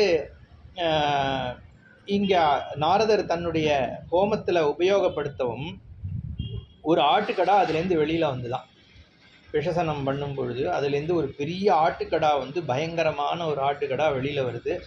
ரொம்ப மிகுந்த காந்தியோடு இருக்குது, பெரிய பெரிய கொம்பு சிவந்த விழிகளோடு இருக்கக்கூடிய ஒரு ஆட்டுக்கடா அங்கேருந்து வெளியில் வந்து ரொம்ப அட்டகாசம் பண்ண ஆரம்பிச்சுட்டான். அது பல லோகங்களுக்கெல்லாம் போகிறதுன்னு இங்கே பெரிய விவரணம் இருக்குது. ஒவ்வொரு மிருகங்களையும் போய் அடிக்கிறது. பெரிய பெரிய கஜங்கள் திக்கஜங்கள்னு உண்டு. ஐராவதம் முதலான திக்கஜங்கள் இருக்குது. ஐராவதம் வாமனம் ஒரு திக்கையும் ஒரு கஜம் வந்து தாங்கின்னு இருக்கு அப்படின்னு சொல்கிறது புராணங்கள். என்ன புஷ்பதந்தம் சார்வபௌமன் இப்படி பலவிதமான போய் வந்து ஒவ்வொன்றுத்தையும் அடிக்கிறதான் இந்த பெரிய ஆட்டுக்கடாவானது. அதான் நம்மளுடைய அகங்காரம் தான் இங்கே கடைசியில் சொல்லும் பொழுது அகங்காரத்தை தான் ஆடா ஸ்தப்தமாக இருக்குல்ல, ஒரு முரட்டுத்தனமாக தான் பண்ணுறதை பண்ணுவேன்னு போகிற அதை வந்து இங்கே பௌராணிகமாக அங்கே இருக்கவெல்லாம் கேட்குறதா ரொம்ப பின்னாடி இருக்கல பின்னாடி. அப்போது இது என்ன பண்ணுறது, நாகலோகத்துக்கு போகிறது, ஐராவதம் திக்கஜங்களை கொல்றது, அதுக்கப்புறம் ரசாதலத்துக்கு போகிறதான் அந்த ஆடு. போய் அங்கே, அதாவது அகங்காரமானது எல்லா லோகங்களையும் வியாபிக்கிறது. ரசாதலத்துக்கு போய் அங்கே பண்ணுற அமக்கலங்களை பண்ணுது. சர்ப்பங்களை போய் அழிக்கிறது. பூமி லோகத்துக்கு போய் சப்தலோகங்களுக்கும் போகிறது. ஜலஜந்துக்களெல்லாம் போய் அழிக்கிறதாம்.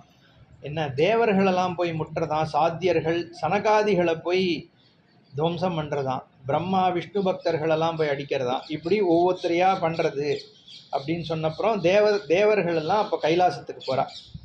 கைலாசத்துக்கு போன உடனே வீரபாகுவோட விளையாடின்னு இருக்கார் முருகன். முருகனுடைய சக்தியை இங்கே காண்பிக்கிறார். பண்ண உடனே இல்லை அது இருக்குது, வரேன், அதுக்கு வரேன். ஆட்டுக்கடாக்கு ஸ்லோகமே ஒன்று இருக்குது. அந்த அந்த ஆட்டுக்கடா பண்ணி வச்சாரு தானே, அதுக்கு வரேன். இப்போ இந்த தேவர்கள்லாம் போய் முறையிட்டு முருகன் வீரபாகுட்டோட விளையாடின்னு இருக்கார். சேனாபதி ஆயாச்சு, இருந்தாலும் குழந்தை தானே, வீரபாகுவோட விளையாடின்னு இருக்காராம். இவா போய் சொல்கிறா ஹாலாகல விஷம் என்ன அமக்கலம் பண்ணித்தோ அதை விட ஒரு அமக்கலத்தை பண்ணிட்டு இருக்கிறது இந்த ஆட்டுக்கடா. இதை நீங்கள் தான் நியந்திரத்துக்கு கொண்டு வரணும் அப்படின்னு சொன்ன உடனே இவர் கையை தட்டுறாராம். வீரபாகு போய் அழிச்சின்னுவான்னு. உடனே வீரபாகு, ஏன்னா இவர் தலைவர் ஆகிட்டாரோ இல்லையோ, அதனால் நேரடி தலைவர் தான். நம்ம என்ன நிதி அவனை மாதிரி அதனால் போய் அழிச்சின்னுவான்னு உடனே வீரபாகு போய் உடனே போய் ஆட்டை பிடிச்சி இழுத்துன்னு வந்துடுறாராம். என்ன அந்த ஆட்டை உடனே சுப்பிரமணியர் தன்னோட நியந்திரத்துக்கு கொண்டு பண்ணுறார். அதனுடைய அகங்காரம் அதோட போயிடுதான். அந்த ஆடுமே ஸ்தோத்திரம் பண்ண ஆரம்பிக்கிறது அப்படின்னு தான் இதில் வருது. அதில் யார் மனசை அடக்காமல் இருக்காளோ அவளுக்கே அனுகிரகம் பண்ணுறார் முருகன். அப்படி இருக்கும் பொழுது ஏன் மனசை ஒழுங்காக அடக்கிறவாளுக்கு பண்ண மாட்டார்னு ஒரு ஸ்லோகம் இதில் இருக்குது. சாகோபி தேன தத்வஜ்ஞா பூத்வா அசௌ ஷீத் உமாசுதம் பிரணாமமபி தேவாய பிரசன்ன மனசா கரோத் தேனாப்பி அதிதராம் பிரீத்தா வாகனம் தம் அகல்பயத். அந்த ஆட்டுக்கடாவை வாகனமாக ஆக்கின்ட்டார். நம்மளுடைய அகங்காரத்தை குறைச்சி ஆட்டுக்கடா வாகனமாக ஆக்கிக்கிறார். நான் சொன்ன மாதிரி அக்னிங்கிறதுனால மேஷ வாகனம். ஏன்னா அக்னியை இழுத்துன்னு போகிறதுங்கிறது ஆடு தான். நான் சொன்னேனே அக்னி, ஏன்னா முருகன் அக்னி சம்பந்தம் முழுக்கவே வந்ததே, பிறப்பே அக்னி தான். அதே மாதிரி கிருத்திகா நட்சத்திரங்களும் அக்னி சம்பந்தம் நான் சொன்னேன். என்ன அதனால் முருகன் அவருடைய வாகனமும் இதுவாக தான் இருக்குது. ஏன்னா நான் ஏற்கனவே சொன்னேன் இல்லையா, அந்த உலகத்தினுடைய சக்தி முழுக்க அக்னி ரூபமாக தான் இருக்குது. அப்போ உலகத்தினுடைய அந்தர்யாமியாக இருக்கக்கூடிய ஸ்வரூபங்கிறதுனாலையும் முருகன் அக்னி. அப்போது கர்வத்தை விட்டு பக்தன் ஆகிறதா அந்த ஆடு. அதனால் அதுக்கப்புறம் ஆட்டுக்கடா வாகனம் ஆகிறது. அந்த ஆட்டுக்கடா வாகனத்தை கொடுத்ததுனால நாரதருக்கு அனுகிரகம் பண்ணுறாராம். அங்கே ஒரு ஸ்தோத்திரம் என்ன இருக்குன்னா, மம வாகன தானேன சத யஜ்ஞ பலம் லபேத். எனக்கு யாராவது வாகனத்தை தானம் பண்ணானா 100 யஜ்ஞம் பண்ணதனுடைய பலன் வருது. அதான் நம்ம அதுவும் ஆட்டுக்கடா வாகனத்தையே தானம் பண்ணிட்ட. அதனால ஆமாம், அதான் புத்தி அகங்காரத்தை தானே சொல்லுது. ஏ லோகே மனுஜாமி அகம் யத்கிஞ்சித் அபி பக்திதா பிரயச்சந்தி பலம் தேஷாம் சர்வயஜ்ஞ தபோதிகம் இத்தியாதிஷ்ய விசிருஷ்டாக தே நாரதருக்கு அனுகிரகம் பண்ணுறார். ஏன்னா யார் எனக்கு கொஞ்சமாவது பக்தியோடு கொடுக்குறானோ அவளுக்கு மேம்பட்ட பலன்களை கொடுக்குறேன் அப்படின்னு சொல்கிறார். பிரயச்சந்தி பலன் எத்கிஞ்சிதப்பி, கொஞ்சமாவது எனக்கு பண்ணால் கூட அதிகமான பலனை கொடுக்குறேன். நான் இது அர்க்கத்ரோண பிரபிருதி குசுமை நேத்திக்கு சொன்னேனே, தும்பப்பூவை தான் கொடுக்குறேன் உனக்கு, நீ எனக்கு மோட்சத்தை கொடுக்குறேன்னு சொல்கிறார் அப்பைய தீட்சிதர். அந்த மாதிரி ஒரு தன்மை. அதுக்கப்புறம் நம்ம பிரம்மாவனுடைய கதை இங்கே ஆரம்பிக்கிறது. சுருக்கமாக தான் இருக்குது இதுலேயே. பிரம்மா கைலாசத்துக்கு வரார். நமக்கு தெரிஞ்ச கதை தான் இன்றைக்கி. அந்த கட்டம் வேறு நம்ம இது இருக்கு இல்லையா, பிரணவோபதேச கட்டம். அப்போ பிரம்மாவானவர் கைலாசத்துக்கு வரார். அவரை சுவாமியே சுப்பிரமணியரே இந்த கதைப்படி எப்படி இருக்குன்னா, இவர் விளையாடின்னு இருக்கார். விளையாடின்னு இருக்கும்போது பிரம்மதேவனுடைய விவேக சக்தியை இவரே தான் மறைச்சார் அப்படின்னு இருக்கு. முருகனே தான் ஒரு லீலை பண்ணணுங்கிறதுக்காக இது பண்ணுறார். சிவயோகோ சகிபிகி புத்திரம் அமேயம் அஜரம் சிஷும். சிவபுத்திரனாகிய முருகன் தன்னோட சகாக்களோட விளையாடின்னு இருக்கார். ததா தஸ்ய வினோதாய சுப்பிரமணியோ விதேகே மதிம். விதினா பிரம்மா. பிரம்மாவனுடைய மத்திய சுப்பிரமணியரானவர் ஜஹார அபகரிச்சுக்கிறாராம், மாயையினால அபகரிக்கிறார். தேனதம் பிரம்மா நைவ அஜானத்து பரம்பிரபும், முருகன் தான் பரப்பிரபுன்றது அப்போ பிரம்மா வந்து அதை புரிஞ்சிக்க முடியாதைக்கு முருகனே பண்ணார் அப்படின்னு போகிறது. ஏன்னா இல்லைன்னா இந்த கேள்வி வரும். ஏற்கனவே வந்து அந்த சரவண பொய்கையில் வந்து சரவண கூட்டத்துக்குள்ள சரவணத்தில் கொண்டு போய் சேர்க்கும் பொழுதே பிரம்மா விஷ்ணு வந்து கூட போகிறா, அங்கேயே உற்பத்தி ஆகிறத முருகன் உற்பத்தி ஆகிறதை வா 2 பேரும் பார்க்குறாங்கிறது இருக்கும் பொழுது இங்கே எப்படி முருகன் தான் அது கைலாசத்துக்கு வேற வரார் தெரியாதுங்கிறதுக்கு இது புராணம் என்ன சொல்லுதுன்னா, முருகனே தான் வந்து அந்த அஜ்ஞானத்தை வந்து உண்டு பண்ணுறார், லோகத்துக்காக பண்ணுற லீலை, அவ்வளோதான், அப்படி தான் அதை எடுத்துக்கணும். அப்போது இவர் என்ன பண்ணுறார், அதே நம்ம தெரிஞ்ச விஷயந்தான், போகிறார், உள்ளே போகிறார், முருகனை வந்து இது பண்ணாமல் பண்ணதுக்கப்புறம் வெளியில் வரார். என்ன ஏதோ ஒரு குழந்தை விளையாடின்னு இருக்கேன்ற ஒரு தன்மையோட பார்த்துட்டு திரும்பி வரும்பொழுது பிரம்மன்னு தவ கிருதிஹி, உடனே இவர் பார்த்து கேட்குறார், நீங்கள் யார் என்ன அப்படின்னு கேட்குறார். பிரம்மன்னு தவ கிருதிஹி கா, நீ என்ன செய்கிறவர், என்ன காசு வித்யாசு பாட்டவம், உனக்கு எந்த வித்தியையில் உனக்கு ஸ்ட்ரென்த் இருக்குது, சக்தி இருக்குது, என்ன வித்தியை தெரிந்தவன் நீ. ஜிக்ஞாசு ரகம் அத்தியாத்வம், தெரிஞ்சுக்கணும்னு நாங்கள்லாம் ஆசைப்படுறோன்னு தான் சொல்கிறார். இவர் ஒன்றும் அதட்டலாம் இல்லை. ஜிக்ஞாசுனா ஞாத்து மிச்சா, தெரிந்து கொள்ளணுன்ற ஆசை இருக்கிறதுனால பிரிச்சாமி நான் கேட்குறேன், என்ன பரீட்சகான்னு சொல்கிறார். உன்னை பரீட்சை பண்ணுறதுக்காக நான் கேட்கல, உன்னை சாதாரணமாக நீ பெரியவர்ன்றதுனால தெரிஞ்சுக்கிறதுக்காக கேட்குறேன்னு தான் சொல்கிறார். மாகிருதாக கோபம் அதுனா வத பிரம்மன்னு துவம் அஞ்சசா, நீ உண்மையாக நீ சொல்லு அப்படின்னு கேட்குறார். தது உபஸ்ருத்திய வச்சனம் கம்பீரம் அதிபேஷலம் பீதா பிரீத்தமனாக பிரதாத்து உத்தரம் சதுரானகா, நான்முகமானவன் மனசில் சந்தோஷத்தோட பதில் சொல்கிறார். தேவாசுர மனுஷ்யானாம் சிரஷ்டாமி ஜெகதாம் பிரபோகோ, தேவரர்கள் அசுரர்கள் மனுஷர்கள் இவா எல்லாத்தையும் சிருஷ்டி பண்ணுறவன் நான் சொல்கிறார். நான்யோஸ்தி மத் சமஹா லோகே, அது வேறு கர்வம் வந்துடுது, எனக்கு சமமானவன் ஒத்தனும் உலகத்திலேயே கிடையாது அப்படின்னு சொல்கிறார். சராச்சர கிருத்தேகே பட்டுகு, உலகத்தை சிருஷ்டி பண்ணுறதுல நான் தான் புத்திசாலி, பட்டு நான் தான், எனக்கு தான் அந்த சக்தி இருக்குங்கிற. அஷ்டாதசு வித்யாசு பட்டுகு அஸ்மி அகமேவ போகோ, 18 வித்தியைகள்லையும் எனக்கு தான் வித்வத் இருக்குது. ஏன்னா வித்துங்கிற வேதத்தினுடைய தன்மையை தன்னோடது தானே, வேதத்துக்கு ஏற்பட்ட கர்வம். வேதம் வந்து வைதிகம் வேத விஷயங்களில் இருக்கிற கர்வத்தை சுவாமி வந்து ஸ்வரூபத்தினால உடைச்சாராம். ஏன்னா வேதாந்த தத்துவஸ்வரூபமாக இருக்கிறது பரமேஸ்வரன், அந்த ஞான வஸ்து.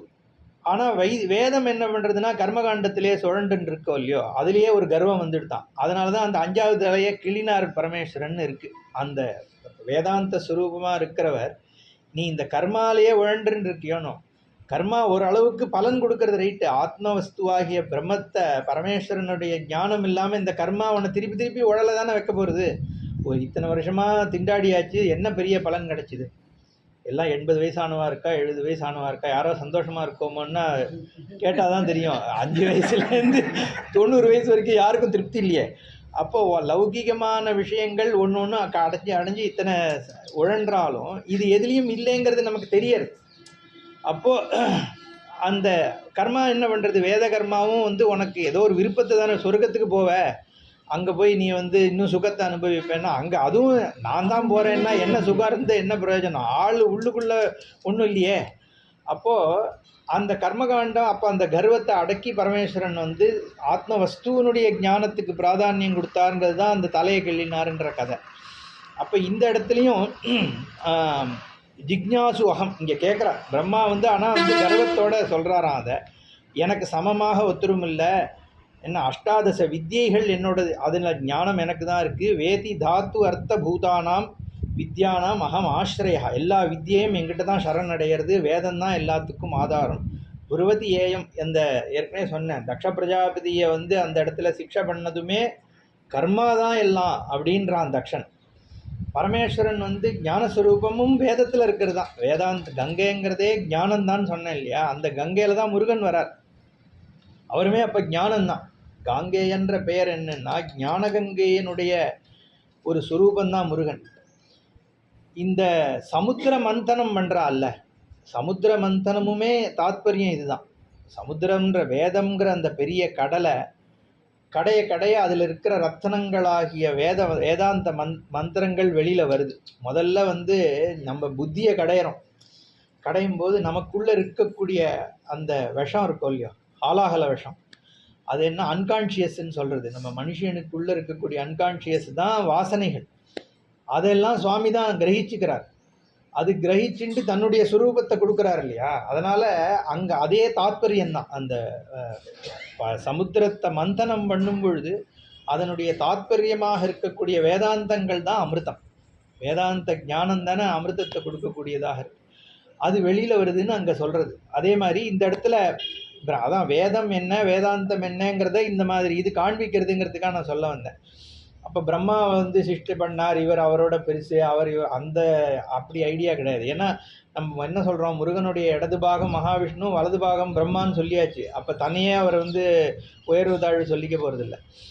அப்போ இங்கே வந்து மிருத்யோபால லலாயம் தஸ்ய கிரா வச்சன மாதராத் ஸ்கந்தா அஹோ பட்டுர் அஹோ வேத்தா மகான்ஸ்துவம் மகதே அதுனா.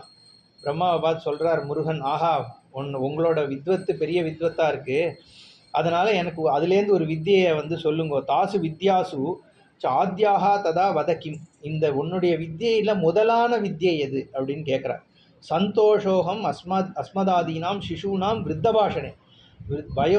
பெரியவாளாக இருக்கவா சொல்கிறத கேட்கும் பொழுது குழந்தைகளான எங்களுக்கெல்லாம் சந்தோஷம் ஏற்படும்.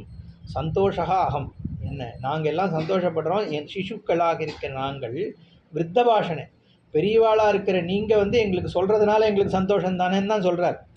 நம்ம ட்ராமா போடும்போது இவர் ஏதோ வந்து இவன்னு சொல்கிற மாதிரி போடுறமே ஒழிய, கதையில் எப்படி இருக்குன்னா முருகன் ரொம்ப வினயத்தோடு தான் கேட்குறார். என்ன அப்போ பிரம்மாவானவர் ரிக்வேதத்தை சொல்கிறார் அப்படின்னு வருது. ரிக்வேதத்தை சொல்லும் பொழுது அதில் ஓம்காரத்தினுடைய கட்டம் வரும்பொழுது முருகன் வந்து நிறுத்துங்கிறார். என்ன ஹஸ்தேன கையை காண்பிக்கிறார். திஷ்ட திஷ்ட நிறுத்து நிறுத்து நிறுத்துங்கிறார்.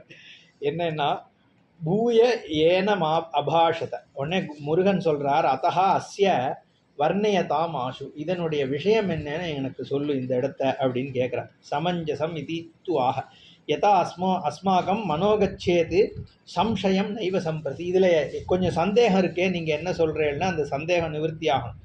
உடனே பிரம்மா சொல்கிறார், விதிஹி பிரகிருதஸ்ச அகமேவ அர்த்தா. இங்கே வரக்கூடிய இந்த ஓம்னு இருக்கே அதனுடைய அர்த்தம் யாமே ஆவோம்ன்ற. அகமேவ அர்த்தா, நான் தான், நீ சொல்கிற ஓம்காரத்தோட அர்த்தம் நான் தான். விதிஹி அஸ்யேதி இது விப்ருவன்னு சொன்ன அடுத்த க்ஷணம் கொண்டு போய் ஜெயிலில் போட்டாராம் வீரபாகு. முருகன் ஒன்றுமே சொல்லலை, இவர் சொன்னதாகவே இல்லை. இதில் அடுத்த க்ஷணம் முஷ்டினா சாட்ட சட்டியேன முக்ரீகிருத்த திங்முகா, கையால் ஒரு கொட்டு கொட்டினாராம் முருகனில் வீரபாகு. என்ன காராகிரகம் ஸ்கந்தகிரவ் நீதா அயம் வீரபாகு, நான் நேரம் இழுத்துன்னு போய் சிறையில் போட்டுவிடாராம். ஜகத் சிருஷ்டம் ச தேவேன ஸ்கந்தேன ச சராச்சரம் ததா தீர்க்கேன காலேன சாத்தியாச்சா முனியோகினா. அதுக்கப்புறம் முருகனே வந்து சிருஷ்டியை எடுத்துக்கிறார். என்ன அதுக்கப்புறம் அந்த சிருஷ்டியை பற்றி தாத்பரியமாக என்ன சொல்கிறான்னா, முருகன் பண்ணுற சிருஷ்டியில் வந்து எல்லாமே சமமாக இருக்கான். நீ உயர்வு தாழ்வு இல்லை, ஒன்றுமே இல்லை உலகத்தில் வந்து. ஏன்னா ஞானஸ்வரூபமான சிருஷ்டி இல்லை, அதனால் வந்து அந்த சிருஷ்டியினால் உலகத்தில் பயன் இல்லையே, ஒரு இன்ட்ரெஸ்ட் இருக்காது இல்லை. எல்லாரும் நல்லவனா இருந்தால் வாழ்க்கையில் அதனால வந்து இவாளெல்லாம் போய் இது யாருக்கும் வேலை இல்லாமல் போயிடுது. யமனுக்கு வேலை இல்லை, மன்மதனுக்கு வேலை இல்லை, ஒன்றுமே இல்லாமல் போயிடுது. அதனால தேவர்கள்லாம் போய் இது சரிப்பட்டு வரலையேங்கிறாளாம். என்ன நந்தியை முதல்ல அனுப்புகிறார் பரமேஸ்வரன் வந்து. என்ன வேணும் ஒரு 10 நிமிஷம் சொல்லுவோம். நந்தியை அனுப்புகிறார் முதல்ல. நந்தியை போனவுடனே முருகன் வந்து முருகன் வந்து நீ போயிட்டு அவன்கிட்டலாம் பேச முடியாதுன்னு அனுப்பிடுறார். அதுக்கப்புறம் பரமேஸ்வரன் வந்து தானே பார்வதிகிட்ட சொல்லாமல் கிளம்பி வந்துடுறாராம். என்ன வந்து பார்த்தா முருகன் விளையாடின்னு இருக்கார். அவரை தூக்கி ஆலிங்கனம் பண்ணி முத்தம் கொடுக்குறாராம் பரமேஸ்வரன் அப்படின்னு வருது. திருப்பி திருப்பி எடுத்து கட்டி அணைக்கிறாராம். இஹாயாகி நம்ம இதில் வருதே சுப்பிரமணிய புஜங்கத்தில், இஹாயாகி வத்சேதி ஹஸ்தான் பிரசாரிய ஆகுயதி, 2 கையை நீட்டி வாடா வாடா குழந்தைன்னு கூப்பிடுறாராம் பரமேஸ்வரன். இஹாயாகி வத்சேதி ஹஸ்தான் பிரசாரி ஆஹ்வயதி சங்கரே மாதுரங்காது தமுத்பத்திய தாத். அம்மா மடியிலேருந்து இறங்கி முருகன் கிட்ட ஓடி வர்ற அந்த குழந்தைய பரமேஸ்வரன் கையால் ஆலிங்கனம் பண்ணிக்கிறாரே, அந்த மூர்த்திக்கு நமஸ்காரம்னு அங்கே சுப்பிரமணிய பஜன் தமிழ்லேயும் வருது. கந்தர அனுபூதியில் வரும் பொழுதும் நாதா குமரா இல்லை, இன்னொரு இடத்துல வருது. நாதா குமரால பரமேஸ்வரன் முருகனை வேண்டார்னு வருது. நாதா குமரா நம என்று ஹரனார் ஓதா என ஓதியது எப்பொருள்தான் அப்படின்னு ஒன்று. வேற ஒரு இடத்துல அங்கே பரமேஸ்வரன் இது பண்ணிக்கிறார் அப்படின்னு. இந்த இடத்துல ஆலிங்கனம் பண்ணுறார், திருப்பி திருப்பி சந்தோஷமாக கட்டிக்கிறாராம். சம்பரிஷ்வக்தா குமாரஹா பிரீத்தமானசா அத்தியாசாமாச தேவாம்ஸ்தே பக்தியா வினயசீலையா. அப்போ பரமேஸ்வரன் என்ன பண்ணுறார், 3 கண்ணால் பார்த்து பார்த்து சந்தோஷப்படுறாராம். அதுவும் வருது. ரொம்ப நாளி 3 கண்ணாலையும் பார்க்குறாராம் முருகனை. தத்திர கிரீடாபரம் புத்திரம் ருத்ரஹா திரிபிகி அப்பி ஈக்ஷணை. 3 கண்களால் பார்த்து, அதான் நீ வரத்துக்கு முன்னாடி சொல்லியிருந்தேன். ஒரு இடத்துல சொல்கிறார், மற்றவனோட எனக்கு தான் ஆனந்தம் ஜாஸ்தி, ஏன்னா எல்லாருக்கும் 2 கண்ணு தான் இருக்குது, எனக்கு 3 கண்ணு இருக்குது முருகனை பார்க்கறதுக்குங்கிறார் பரமேஸ்வரன் ஒரு இடத்துல. அப்போது இந்த இடத்துல அப்படி பார்த்தும் திருப்தி ஆலயம் அவருக்கு. அப்போ வேகமாக போய் அந்த குழந்தைய எடுத்து திருப்பி கட்டி ஆலிங்கனம் பண்ணி முத்தம் கொடுக்குறாரா. அப்போ முருகன் கொஞ்சம் சந்தோஷம் ஆறாராம். அந்த சமயத்தை உபயோகப்படுத்திட்டு குழந்தைய நீ பிரம்மா விடுவின்னு சொல்கிறார். முடியாதுன்னு சொல்லிடுறாராம் முருகன் முதல்ல. அப்புறம் கொஞ்சம் அதட்டி சொல்கிறாராம், நான் சொல்கிறத கேளு, ஒழுங்காக கொண்டு விட்டுருன்ன உடனே விட்டுறார். விட்டதுக்கப்புறம் மடியில் உட்கார வச்சுட்டு பரமேஸ்வரன் முருகன் கிட்ட கேட்குறார் என்ன. ஏன்னா முருகன் கணங்களை விட்டு போய் அழிச்சுன்ற சொல்கிறார். வந்த உடனே அவள்லாம் அனுப்பி வச்சுட்டு பரமேஸ்வரன் முருகன்கிட்ட கேட்டார் என்ன விஷயம்னு. இவர் சொல்கிறார், இந்த மாதிரி தான் எல்லான்னு சொல்லினதுனால இது மாதிரி ஆச்சு அப்படின்னு கேட்ட உடனே, என்ன நீ ஒன்னால் சொல்ல முடியுமா அப்படின்னு கேட்குறான். கேட்ட உடனே முருகன் சொல்கிறாரா, சொல்கிறேன், ஆனால் இது ரகசியமாக இருக்கிறத தேவர்கள்லாம் இத்தனை பேர் இருக்காளே, அவளுக்கு முன்னாடி நான் எப்படி சொல்கிறதுன்னு கேட்குறான். புரோவாச்ச புனகா ஸ்கந்தா பிரணிபத்திய ஜெகத்குரும் ரகசியபூதம் அத்தியர்த்தம் அர்த்தம் அக்ரே கதம் பிதா கதையானி ச தேவானாம் அக்ரே விஸ்வ ஜெகத்குரோஹோ. ரகசியமான மந்திரங்களை எல்லாருக்கும் நேரம் சொல்லக்கூடாதுன்னு சொல்கிறார் முருகன். குரும் பிரகடையேத்து தீமான் மந்திரம் எத்தனையான கோபயத். குருவனுடைய மகிமையை எல்லாரும் அறிய பிரகடனப்படுத்தணும். மந்திரங்களை யாரும் அறியாமல் கோபனீயமாக வச்சுக்கணும்னு இருக்கே. அப்படி இருக்கும் பொழுது நான் இந்த மந்திரத்தை இத்தனை பேர் இருக்கும் பொழுது நான் எப்படி சொல்கிறது? அந்த பிரகாசன அப்பிரகாஷாபியாம் ரௌரவம் நரகம் ரஜேத். வெளியே தெரியப்படக்கூடாத விஷயத்தை நீ வெளியில் தெரிவிச்சே ஆனால் ரௌரவம்ன்ற நரகத்திற்கு தள்ளப்படுவேன்னு சாஸ்திரம் இருக்கான். அதனால் காயத்ரி மந்திரத்தை காலிங் பெல்ல வைக்கக்கூடாதுன்னு சொல்கிறார். ஆக்ஞைஷா பவதோ அலங்கியா லோகேனாபி சுராசுரைஹி மதந்தமிதி தம் புத்திரம் முகுராக்ராய மூர்தனி. என்ன சரி, அதுக்கப்புறம் உச்சி முகந்துட்டு, ஆஹா நீ சொல்கிறது சரிதான், அதனால் நான் இப்போ தேவர்களை போக சொல்லலை, நீ என் காதில் இதை சொல்லு அப்படின்னு சொன்ன உடனே சுப்பிரமணியர் பிரணவத்தினுடைய தாத்பரியத்தை பரமேஸ்வரன்கிட்ட சொல்கிறார். சொன்ன உடனே நீ சொன்னது சரிதான், வேதம் சிவோம் சுப்பிரமணியோம்னு 2 இடத்துல சொல்லுது. அதனால் அதே ஓம்கார ஸ்வரூபந்தான் சிவனாகிய நான், ஓம்கார ஸ்வரூபந்தான் சுப்பிரமணியனாகிய நீ, 2 பேருமே ஓம்கார ஸ்வரூபந்தான். அதனுடைய தன்மையை நீ என்கிட்ட சொன்னது சரிதான்னு ஆமோதிக்கிறார் பரமேஸ்வரன். சொன்னதுக்கப்புறம் சந்தேகம் இல்லை, வேதத்தில் இருக்க தாத்பரியத்தை நீ சரியாக சொன்ன, இப்படிப்பட்ட விஷயங்கள் பிரம்மா முதலானவர்களுக்கு தெரியாமல் இருக்கிறது ஆச்சரியம் இல்லை. ஏன்னா இந்த தத்துவத்தை நீ அகஸ்தியருக்கு சொல்லு, அவர் வழியாக உலகத்திற்கு இது பரவட்டும்னு பரமேஸ்வரன் அனுகிரகம் பண்ணுறார். அந்த பிரணவோபதேசம் நம்பூரில் இன்றைக்கி நாளைக்கு உற்சவம் நடக்க போகிறது. அந்த கட்டத்தோட இன்றைக்கி நிறுத்திப்போம். ஓம் பூர்ணமத பூர்ணமிதம் பூர்ணாத் பூர்ணமுதச்யதே பூர்ணஸ்ய பூர்ணமாதாய பூர்ணமேவாவசிஷ்யதே. ஓம் சாந்தி சாந்தி சாந்தி. ஹரி ஓம் ஸ்ரீ குருபியோ நம. ஹரி ஓம். வெற்றிவேல் முருகனுக்கு.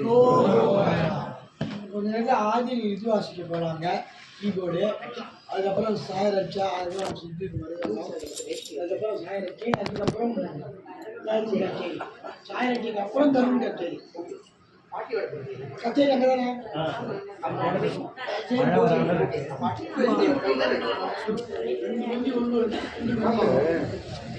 இன்னைக்கு என்ன ஒரே தண்ணி உள்ளாங்க.